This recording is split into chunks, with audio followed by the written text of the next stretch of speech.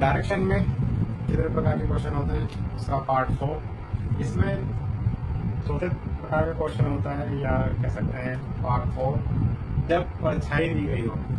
अगर क्वेश्चन में परछाई दी गई है और हमें बताना है कि कोई इंसान, कोई व्यक्ति किस दिशा की ओर, किस डायरेक्शन की ओर मुंह करके खड़ा हुआ है, तो उस तरह के क्वेश्चन हम किस तरह से सोल्व करते हैं।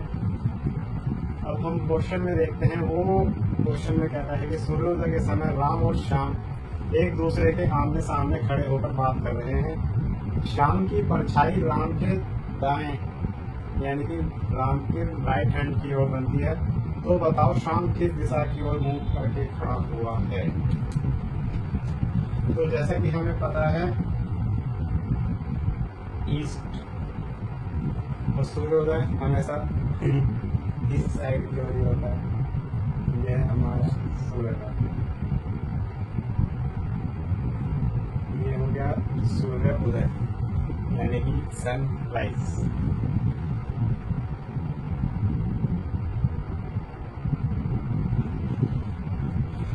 तो जब सनराइज होता है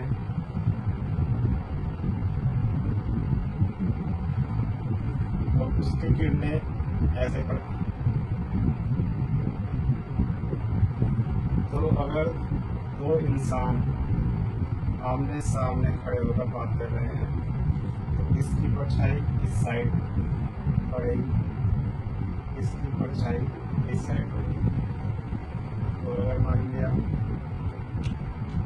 दो इंसान आमने सामने ऐसे खड़े होकर बात कर रहे हैं तो इसकी परछाई ऐसे पड़ेगी और इसकी परछाई इसकी पड़ेगी। तो अब बोला, क्वेश्चन में बोला गया है राम और श्याम एक दूसरे के सामने खड़े होकर बात कर रहे हैं। श्याम की परछाई राम के दाएं हाथ की ओर बनती है। श्याम की परछाई राम के दाएं हाथ की ओर बनती है, यानी कि राम खड़ा हुआ है यहाँ पे और श्याम खड़ा हुआ है यहाँ पे, और सनराइज हो रहा है तो श्याम की परछाई इस साइड पड़ेगी और राम की परछाई इस साइड पड़ेगी, और ये राम का राइट हैंड है।